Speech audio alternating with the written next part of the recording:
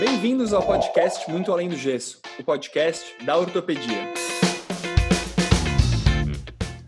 Meu nome é Leandro e juntamente com meus amigos Noel e André e com nossos apadrinhados Bruno e Matheus apresentamos o Muito Além do Gesso, o podcast da ortopedia.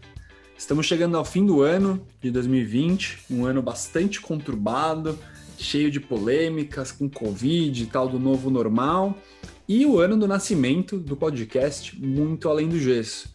Mas como a gente também é filho de Deus, esse é o nosso último episódio do ano, vamos tirar umas fériasinhas, e daí nesse 16º episódio, depois dele vocês vão poder aproveitar essas férias para ouvir os episódios que vocês não ouvirem. Volta lá no histórico, vê nossos primeiros episódios se você conheceu a gente depois, já compartilha com seus amigos, segue a gente lá no Instagram, no podcast.ortopedia, vê o trabalho legal que o Bruno e o Matheus estão fazendo ali, dando um gás no nosso podcast, no nosso Instagram, vocês vão ver como tá bonito e como tá lindo o nosso podcast. E para fechar o nosso ano, temos um convidado aqui muito especial, o Dr. Ronald Delgadillo Fuentes, que é ortopedista, ele é da Bolívia e veio aqui para o Brasil para fazer residência e vai contar um pouquinho dessa história aqui para a gente. Ronald, obrigado por estar aqui com a gente.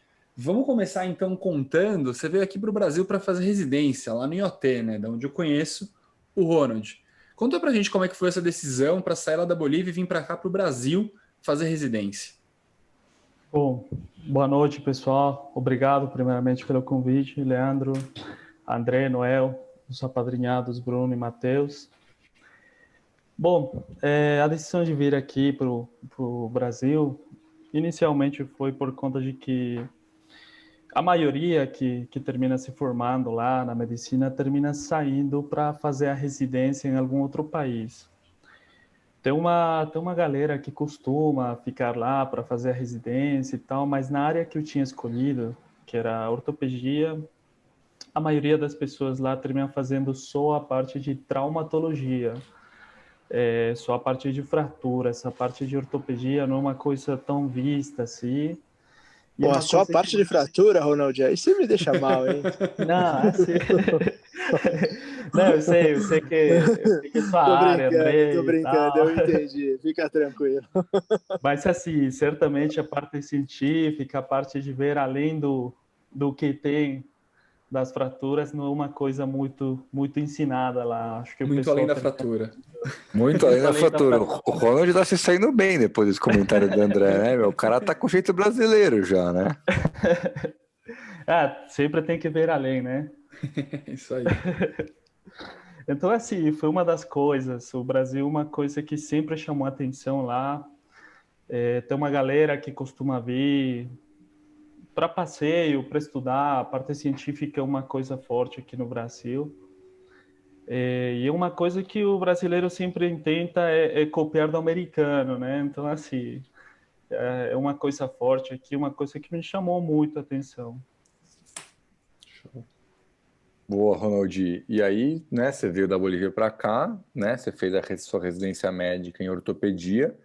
E desses conhecidos seus que vêm da Bolívia para fazer residência fora da Bolívia, qual a porcentagem que volta para lá? Porque você decidiu ficar aqui, né? Você vai contar para a gente sua trajetória, TOT, revalida, tudo.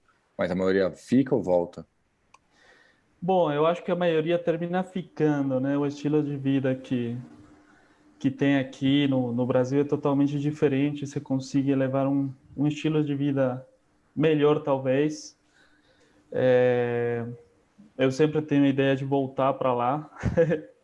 É uma ideia que acho que cada vez está mais longe, mas ainda está na minha cabeça. Assim, o caminho é um pouco difícil. É um tema muito comentado aqui no Brasil, o tema do revalida, o famoso revalida. Acho que muitos médicos aqui gostariam de conhecer como que funciona, tal. Assim, eu achei... Bom, primeiro eu vim para fazer a residência, no transcurso eu fiz o revalida porque eu quis ficar. Primeiro para fazer o R4 e posteriormente para trabalhar. O revalida é uma prova que era feita todo ano. Eu sei que esse ano foi feita novamente depois de 2 ou 3 anos. tinha parado de fazer a prova e esse ano voltou. Sinceramente, eu achei uma prova muito justa. Não é o único jeito de validar o diploma aqui no Brasil, tem outros. Na época tinha outras 2 provas, que uma era da UFMG de Minas Gerais e outra da Federal de Mato Grosso. Sinceramente, a prova da Federal de Mato Grosso é uma prova muito difícil. Eu prestei a prova... aliás, eu prestei as provas durante a residência, porque eu fiz a residência como estrangeiro. Foi um pouquinho complicado, eu não sei, alguma vez eu tive colegas da residência no R2 que me pegaram estudando GO, estudando pediatria, e eles ficavam brincando, falando, grávida não quebra nada, fica sempre em casa, tá estudando pediatria por quê, não sei o quê. Tomou esporro, Ronald, dos seus R+, por estar estudando uma pediatriazinha, uma saúde coletiva, não? Não, os caras acharam legal. Eles sempre pensavam que estrangeiro era meio louco, né? Até porque tinha umas figuras lá. Mas assim... E, Ronald... Desculpa. Tranquilo, pode perguntar, André. Uma dúvida que eu tenho é um pouquinho assim, se a gente pensar em vários ortopedistas, né? Assim, a gente tem... Inúmera maioria dos ortopedistas que eu conheço nasceram no Brasil. Eles são netos ou bisnetos de imigrantes, então alguém que chegou no Brasil em 2, 3 gerações anteriores, são super gratos pela recepção que a família teve quando chegou no Brasil e, de certa maneira, se estabeleceram por aqui e aí, passado um tempo, surgiu 1 ou 2 gerações de médicos na família. Então as pessoas são super agradecidas olhando para trás, mas elas recebem bem quem vem de fora? Como é que é a sua sensação vindo de fora? Você sentiu que você foi bem recebido, você teve uma recepção acalorada, você teve portas abertas, ou você sentiu que eventualmente a recepção não foi tão bacana assim? Olha, eu acho que em geral o povo brasileiro é muito receptivo. Eu passei algumas coisas quando cheguei aqui, mas foram talvez por conta de inexperiência minha, por vir de um país bastante bem subdesarrollado, né? Eu acho que é um pouquinho chocante, principalmente a parte da língua, é uma coisa que eu tinha aprendido pouco antes de vir, eu me aventurei assim, foi de uma hora para outra, eu falei, quer saber, eu vou lá, vou fazer essa prova, não acho que seja difícil, não. Aí pegou um avião e fui para Mato Grosso. Chegando lá, fui morar numa casa que não tinha ar-condicionado, só tinha um ventilador de teto e ficava lá com 38, 39 graus, sem conseguir dormir. Fiquei lá uns 3 meses estudando, pingando praticamente, mas foi interessante, foi uma experiência de vida. Aí depois eu vim para São Paulo porque sabia que tinha prova para residência, tudo para fazer como estrangeiro. E foi aí que eu vim, fiz a prova e graças a Deus passei. Fala, desculpa, Ronald. Bom, falando um pouquinho da prova do Revalida, da prova do Mato Grosso, de Minas Gerais, uma coisa que eu fiquei um pouquinho apavorado na prova de Minas Gerais, eu falei, meu Deus, se é assim em Mato Grosso, como iria ser em São Paulo? Porque eu prestei a prova de revalidação lá de Mato Grosso e tinha uma pergunta que até agora eu faço para os anestesistas quando eu vejo, falo, você já viu hipertermia maligna? Eles falam, cara, eu vi uma vez na minha vida, tem um anestesista que falou, já ouvi falar. Mas, Delgaci, vou te ser honesto, acho que está sendo bonzinho aqui, porque na verdade, essa pergunta do André falou de preconceito, eu pessoalmente, que já morei 2 anos como estrangeiro também lá nos Estados Unidos, né, eu honestamente achava que eu era mais bem tratado lá nos Estados Unidos como estrangeiro lá, do que eu acho que os estrangeiros são tratados aqui, sendo bem honesto. E uma coisa que eu mudei muito depois de ter voltado e ter tido essa experiência foi justamente a questão do sotaque. Porque a gente, no brasileiro, a gente tem muito essa questão de fazer piadinha com sotaque, fala e dar uma zoadinha quando alguém erra, que é uma coisa que é dentro daquelas piadas que são teoricamente inofensivas, mas que na prática são ruins, entendeu? Tipo, pelo menos as muitas poucas vezes que alguém chegou a fazer piadinha com o meu sotaque, eu fiquei muito irritado quando eu morava fora.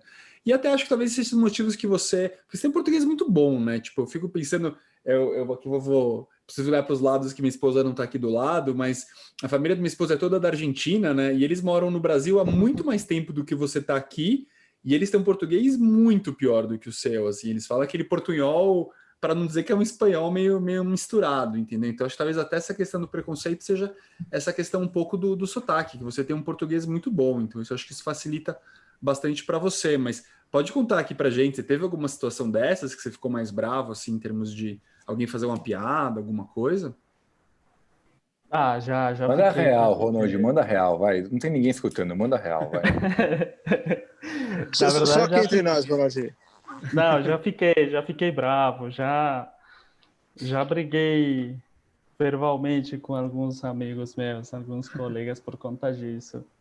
Mas assim, eu sempre levei tranquilo essa parte, tudo, até porque ninguém fez uma piada do mal para mim. Mas Às vou te fazer vezes, uma outra pergunta. Quando você vê oportunidade, você acha que talvez o sotaque, assim, eu preciso te elogiar, porque realmente aquilo que o Leandro falou é perfeito. O seu sotaque é muito bom, é muito discreto. A gente percebe que você se empenhou nisso. Mas você acha que você teria mais oportunidade se tivesse nascido no Brasil? mais oportunidade na questão Profissional. laboral, profissional, Sim. acho que não. Eu tive, graças a Deus, eu tive sorte de primeiro me formar em um lugar bom e, bom, agora formar parte de uma equipe cirúrgica que praticamente me abriu as portas de um monte de coisa.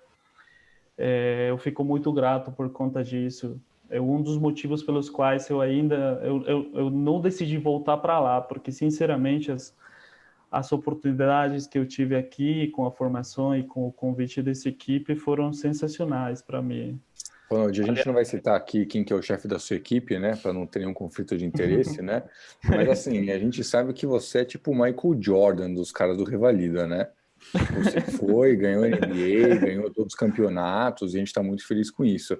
Mas assim, você sabe que o ortopedista adora reclamar, né? Fala, puta, tá foda, tá difícil, tô ganhando pouco, trabalhando muito. Tipo, você deve ouvir muitos seus amigos falando isso. Como é que você encara isso? Tipo, lógico que comparando com a vida que seus amigos têm na Bolívia, que realmente está difícil lá, mas como é que você vê isso?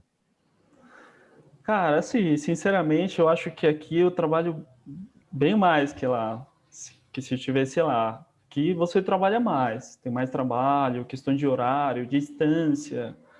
É uma coisa que acho que toda pessoa que mora em São Paulo vai terminar reclamando, né? Mas também, vamos falar, remuneração econômica é melhor aqui do que na Bolívia. O custo de vida é maior, mas também a remuneração econômica é maior, então meio que termina compensando as coisas.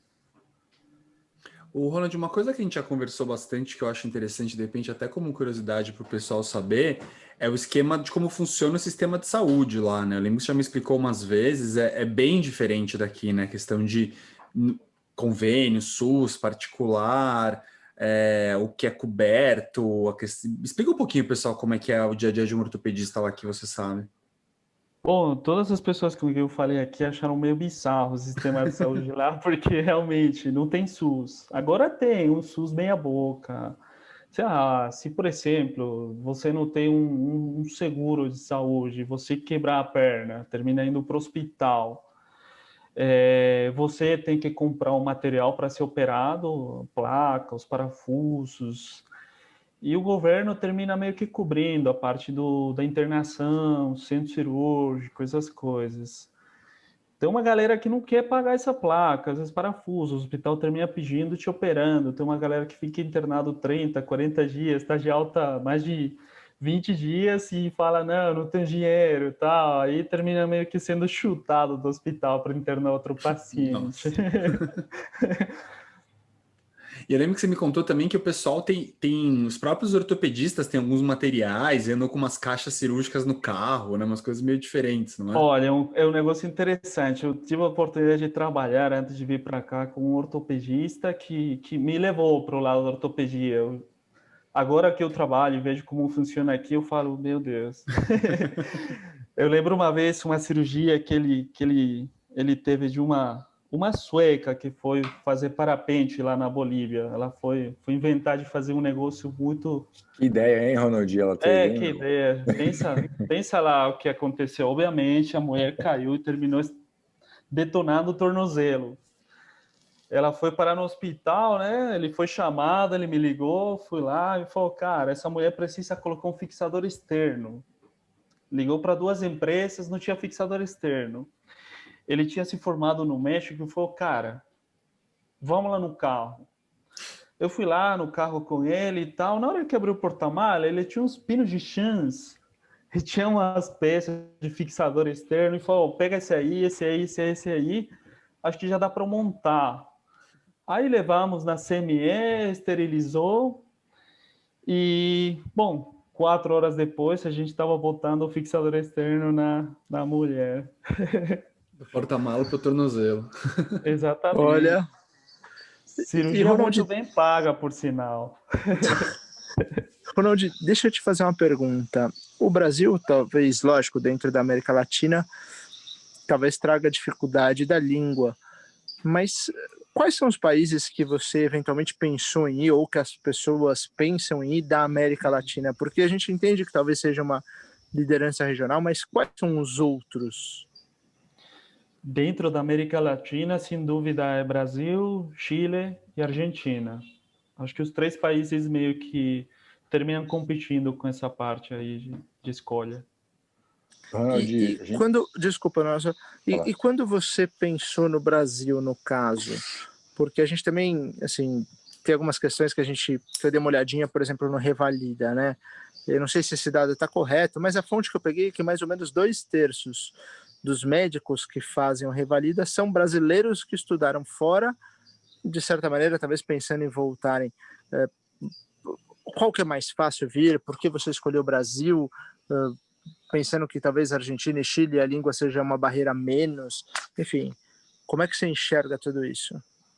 Olha, eu sempre gostei do Brasil, André, sempre pensei, eu quero me formar lá, eu quero fazer minha residência lá e depois voltar. Você sempre vai se espelhar em alguém, né? E tem pessoas lá na Bolívia que terminaram se formando no Brasil, pessoas que se formaram na Argentina e pessoas que se formaram no Chile. E no final das contas, as pessoas que eu vi que foram formadas aqui no Brasil, na Santa Casa, Santa Marcelina, etc., eram pessoas muito bem formadas, então foi uma coisa que influenciou bastante a escolha do país. Como é que você vê esses brasileiros que prestam revalida, os estrangeiros que estão prestando revalida? Não sei se você teve algum contato com o pessoal, às vezes por você ser um modelo para eles, ou você teve algum contato, você acha que tem muita diferença?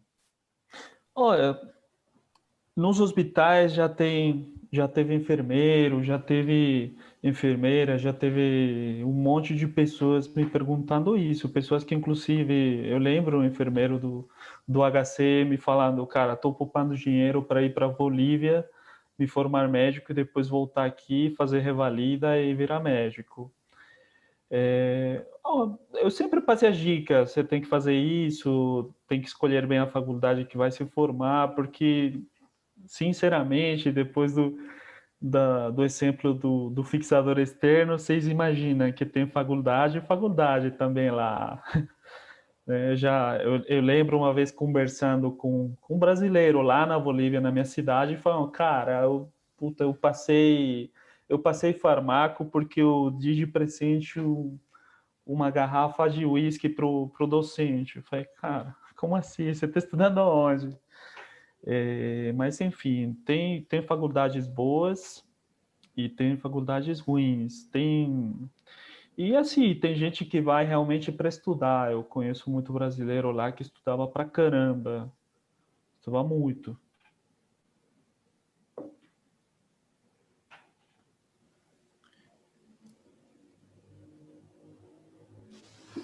Ronald, você falou que um pouco antes que você pensa em voltar, talvez, e só que tá ficando cada vez mais difícil, né, para voltar. E eu queria saber um pouco o que pesa para você querer voltar, assim? Ou querer ficar mais? Querer ficar, você já falou de cirurgia, mas querer voltar é a família? É o quê? Bom, uma coisa que pesa para eu querer ficar, sem dúvida, é a parte científica. Os hospitais nos quais eu acompanho cirurgias, eventualmente faço cirurgias, os locais que eu trabalho, a parte científica. Sem dúvida nenhuma, o Brasil é um país que, se você quiser, você pode continuar crescendo na parte científica, na parte de aprendizado. Como o Leandro sabe, eu até penso em fazer algum outro R4, continuar crescendo. Uma coisa que eu aprendi aqui, que as pessoas fazem, e uma coisa que eu gostei. Eu meio que você começou uma coisa e não quer parar.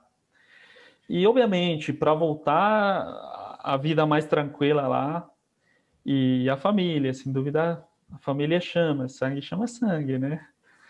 Eu tenho já família aqui, eu sou casado, tenho meu filho que nasceu aqui, tenho um outro a caminho, então, assim, você quer voltar, mas às vezes você vai ficando. Eu fiz tudo para ficar, para conseguir trabalhar bem aqui, tranquilo, revalidei, fiz a prova do TEOT e tudo, então assim. Uma coisa muito interessante da resposta do Ronald é que foi a mesma resposta do César de César, assim, de certa maneira, que você vê que a satisfação do médico muitas vezes é muito mais relacionada a um conforto, a poder produzir ciência ou algo do gênero, não só uma satisfação que talvez seja relacionada a bens materiais ou horário de trabalho, né? Você vê que é uma etapa muito importante da nossa carreira. Verdade. E, Ronald, me fala uma coisa, agora você entrou na questão do TEOT, né, da prova de título de ortopedia, e assim, o Revalida é um lugar que quem está lá examinando está acostumado a ter estrangeiros, né? Não sei se o dado que o André trouxe é verdade, mas, pô, 1/3 pelo menos ali é estrangeiro. No TEOT é bem menos, né? Não sei dizer o número, mas, sendo bem honesto, dos anos que eu fui examinador, eu acho que foram 1 ano de observador e 2 de examinador, uns 3 anos, eu não lembro de ter examinado nenhum candidato estrangeiro. Como foi, assim, lá você teve algum tipo de preconceito? Teve curiosidade dos examinadores de perguntar sobre você? Como foi a tua experiência no TEOT? Sem dúvida nenhuma o pessoal vai perguntar. Querendo ou não, como o André falou, eu tenho bem pouco sotaque, mas dá para perceber que eu sou estrangeiro, tanto a fala como a fisionomia. O pessoal termina perguntando. O pessoal foi muito respeitoso comigo. Eles perguntaram bem na parte final, depois de ter feito na prova oral, né? Depois de ter feito toda a questão, de ter desenvolvido a resposta, tudo, eles perguntaram de onde que você é. Aí eu terminei falando, eu sou da Bolívia, e as perguntas que meio que o pessoal faz para todos em geral, onde se formou, o que você espera do TEOT, se foi bem e tal.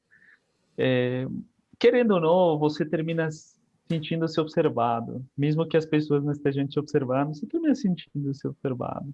Normal. Me acostumei. Ronald, você falou que você quer fazer outro R4, né? Só quadril não foi o suficiente, então, né? Oh, não, eu vou te falar uma coisa, falando do que o pessoal faz lá na Bolívia, como alguma vez contei para o Leandro. O pessoal termina fazendo tudo lá, sabe? Tem muita coisa que eu vi, muita coisa errada que eu não sabia que estava errado. Mas, por exemplo, se você for perguntar para alguém lá, sem querer faltar ao respeito aos meus colegas de lá, mas é assim, o pessoal faz tudo, entendeu? Você fala para um cara, você faz prótese de joelho? Faço. Faz prótese de quadril? Faço. Você faz artroscopia de joelho? Faço. Tipo, o pessoal faz tudo. Não é que nem aqui. Aqui o pessoal termina a residência, faz um R4 e termina se abocando na parte de só quadril, só joelho, só pé, só mão. O pessoal lá eu chamo de todólogo. O pessoal termina fazendo tudo. Eu acho que aprende meio que no caminho, mas eu vi muita coisa errada, entendeu? E é uma coisa na qual eu não quero perder. Se eu for voltar para lá, eu quero fazer e fazer bem feito e aprender bem. Não quero chegar lá e falar, eu faço isso e fazer errado. Eu quero fazer quadril, eu quero fazer joelho e fazer bem feito. E deixa eu te fazer uma pergunta, Ronald. Eu não conheço ninguém de lá, então como é que seria a residência lá? São 2, são 3 anos, são 5? Como é que funciona? Qual que é a diferença do que você encontrou no Brasil? Bom, André, a residência lá são 4 anos. Na minha cidade, por exemplo, uma cidade de mais ou menos 1 milhão de habitantes, tem 2 hospitais que você pode fazer ortopedia.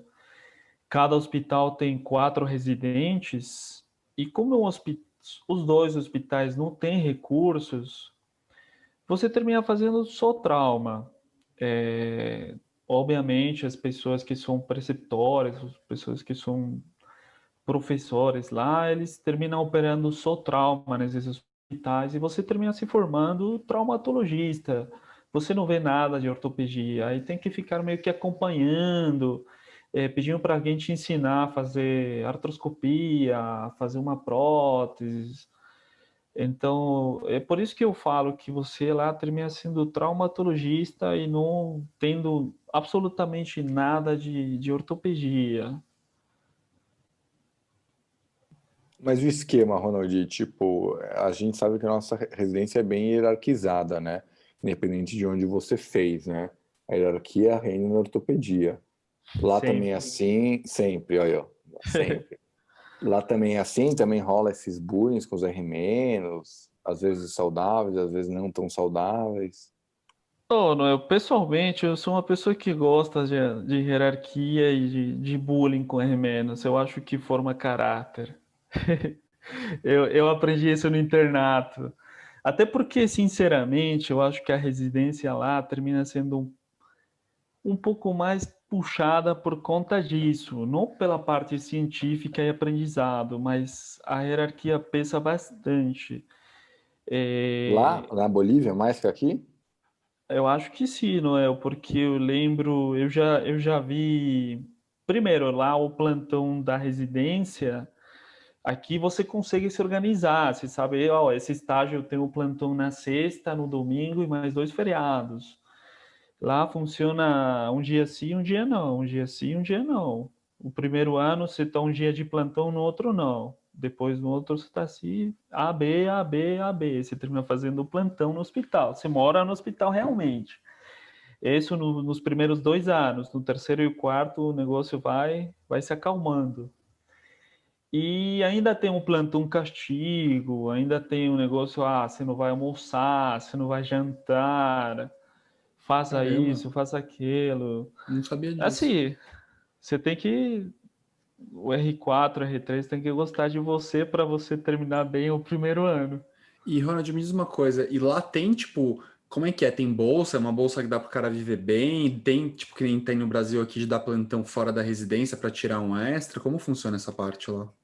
Então, plantão não tem, não existe. Nem quando você já acabou a residência, nada, não Como é tem que os esse caras ganham negócio. dinheiro? Se não tem plantão, não tem no começo, Olha, assim? a bolsa é para os 2 primeiros colocados, são 4 por ano, então a bolsa é para os 2 primeiros colocados, é um equivalente a uns R$ 1.500 de bolsa. Você mora no hospital, então vai sobrar a grana, né? As pessoas literalmente moram no hospital mesmo.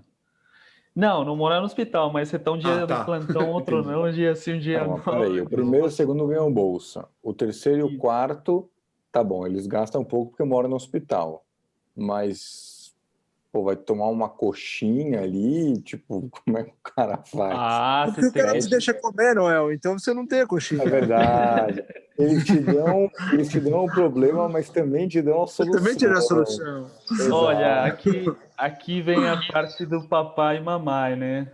Infelizmente, uma coisa que você vai continuar dependendo. Eu, eu lembro quando eu estava fazendo internato, tipo R3, R4, falam, pô, meu pai não mandou ainda a grana do mês e tal. Coisa meio difícil, meio complicada. Você começa a ganhar dinheiro só depois de formado mesmo, depois de terminar a residência. E lá a faculdade, tem faculdade pública ou todas as faculdades são pagas? Não, tem faculdade pública, é uma por cada cidade. Uhum. É difícil se formar em faculdade pública. Eu dou graças a Deus que me formei em faculdade pública. São 200 vagas por ano e tem uma galera tentando entrar. Você tem que fazer meio que um curso de 6 meses na faculdade, que é tipo um vestibular, e tem umas 3.000, 4.000 pessoas tentando fazer medicina e brigando pelas 200 vagas que tem. Nossa, bastante disputado. Não, eu tava perguntando isso que eu comecei a pensar se lá é uma daquelas coisas, porque, por exemplo, nos Estados Unidos eu sinto que medicina ainda é muito elitista, assim, a pessoa precisa ter dinheiro de família para conseguir se manter. Aqui no Brasil, óbvio que tradicionalmente também, né? Porque querendo ou não, tudo bem, você tem faculdade pública, mas na prática, para alguém de escola, que fez escola, digo, colegial, ginásio, de escola pública, é difícil chegar na faculdade. Isso tem melhorado um pouco com as cotas, apesar das cotas serem bem controversas, tá? É fato que tem mudado muito o perfil, tem entrado gente mais diversa, gente com menos poder aquisitivo, o que pessoalmente eu vejo como uma coisa positiva. Então lá também se tem escola pública, imagino que deve ser meio parecido com o Brasil. Sim, sim, sim. A escola pública tem acesso ao hospital público, hospital universitário. Você consegue ter uma boa formação, até porque os docentes, os professores são bem formados, são bem escolhidos. A maioria se formou fora. Argentina, Brasil, Chile, México. Aliás, os 60% que é professor, que é docente lá, terminou formando, fazendo a residência no México. Tem bastante. Por conta do idioma também, né?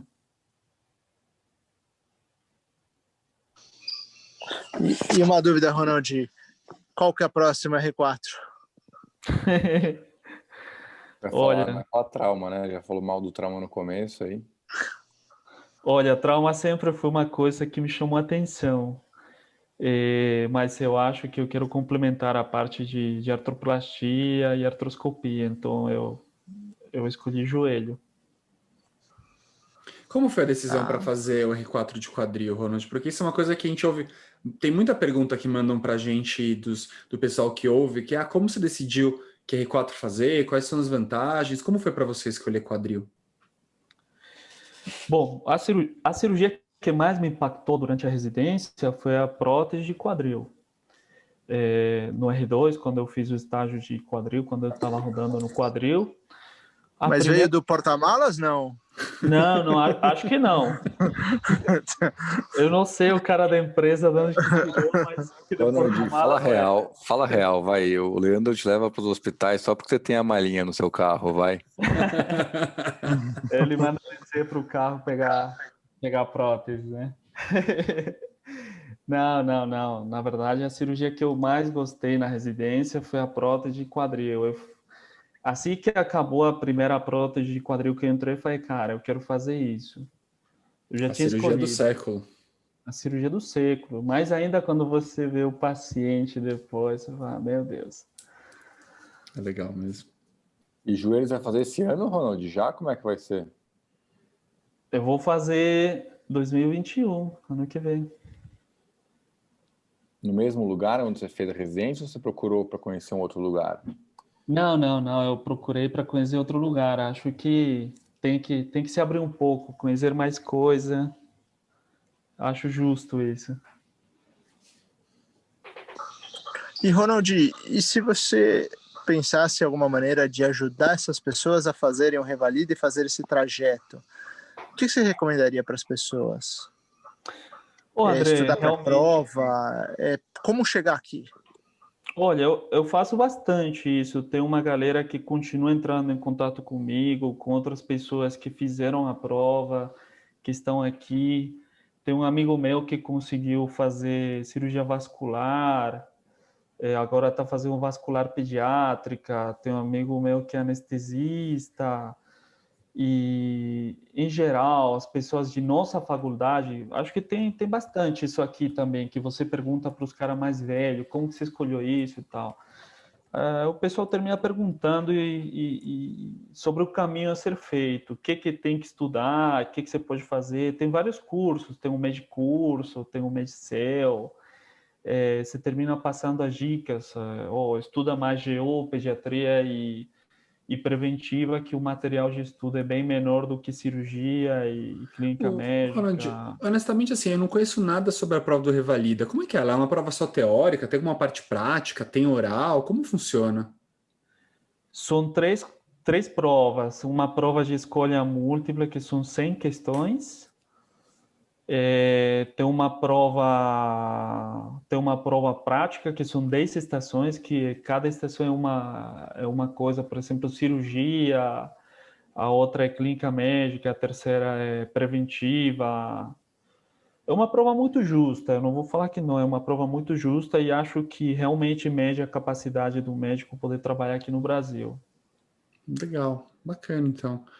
Ronald, super obrigado aqui pelo papo. Foi muito legal conhecer mais da sua história, saber mais sobre a Bolívia, sobre a parte do Revalida. Aqui, antes de finalizar, a gente tem uma tradição aqui, não tão longa, mas uma tradição do Muito Além do Gesso, de uma recomendação que pode ser de livro, de podcast, de filme. E como você não estava sabendo dessa, eu vou primeiro começar aqui, depois o Noel, o André, o Bruno e o Matheus. Se quiserem recomendar alguma coisa, fiquem à vontade para dar um tempo aí para você pensar. E eu queria recomendar um livro que chama Deep Medicine, que é um livro de um médico americano que chama Eric Topol, que é um médico que tem estudado muito sobre inteligência artificial. E todo mundo sabe aqui que eu gosto bastante de tecnologia, e ele discute bastante o impacto da inteligência artificial vai ter no futuro da medicina. Ele dá vários exemplos, ele explica. Para mim foi bem interessante, e para as pessoas que têm medo de inteligência artificial é interessante porque ele tem uma visão bem otimista, assim. Ele não enxerga como o fim da medicina, como algumas pessoas pensam, mas ele enxerga como uma coisa que vai possibilitar que a gente perca, por exemplo, gaste menos tempo com parte burocrática, que a gente gasta muito hoje em dia, e possa ter mais contato com um paciente. Vamos ver que outras dicas que vão surgir aí. Então, Deep Medicine, do Eric Topol. Cara, normalmente eu sempre tenho alguma dica, mas eu tô mais focado em fraldas e privação de sono. Então eu vou deixar para dica cultural pro André, e dessa vez eu tô sem dicas, pessoal. Mal aí. Olha, a minha dica cultural, na verdade, é um cara que escreve muito bem, fala muito bem de algumas coisas.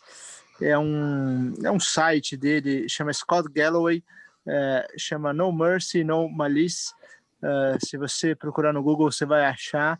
Inclusive, até encomendei um livro dele que ainda não chegou, que ainda não saiu a edição que vai vir para o Brasil, pós-corona, mas eu acho que tem muita coisa interessante, muita coisa relacionada ao ensino superior. Então, eu acho que vale bastante a pena dar uma olhada nisso.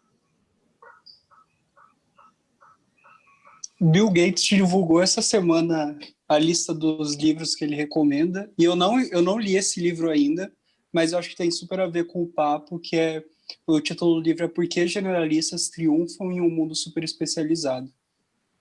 Eu acho que deve ser uma leitura fantástica, assim. Eu não li, mas se Bill Gates recomendou, eu estou recomendando aqui também, e nos próximos episódios eu falo como foi. A recomendação eu vou ficar devendo, acho que eu tô igual o Noel aí, etapa final de período tá complicado, tá sobrando tempo para ler muita coisa por fora, não, então devo essa para vocês. Ronald, deu tempo já, hein, meu? Agora tem que matar a bola, hein? Bom, eu vou recomendar um livro que é bastante lido lá na Bolívia e em geral, acho que na América Latina, chama As Veias Abertas da América Latina, é do Gabriel Garcia Marques, um livro muito bom para conhecer a parte cultural e a parte de política em geral da América Latina. Pô, legal, uma dica cultural com bastante cultura, hein? Eu gostei de ver, bastante conteúdo. Ronald, super obrigado. Eu queria abrir agora só para você divulgar suas mídias sociais, onde o pessoal pode procurar. Tô vendo que vai entrar um pessoal em contato aí querendo dicas do Revalida, e fica à vontade para falar as minhas palavras, se tem alguma coisa que queria falar que você não falou, o microfone é seu. Bom, galera, obrigado aí pela oportunidade, pelo podcast, achei muito, muito legal a conversa. E bom, para a galera que quiser se aventurar, fazer essa prova, acho que vale muito a pena. Acho que compensa tudo que você tem depois de retorno aqui no Brasil, na parte científica, tirando de fora a parte econômica, obviamente, compensa bastante esse sacrifício e, obviamente, cumprir um sono que você tem de faculdade.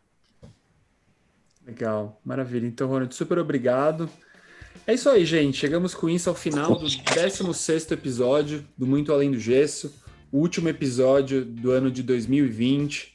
Obrigado aí, Noel, André, por esses 16 episódios. Obrigado por tudo. Obrigado, Bruno. Obrigado, Matheus, aí por ajuda aqui na reta final. Eu quero desejar a todos os nossos ouvintes um bom Natal, um bom fim de ano. E em 2021, se tudo der certo, estaremos de volta. Torcer para acabar esse Covid, torcer para acabar tudo isso. Mas o Muito Além do Gesso continua. Um grande abraço.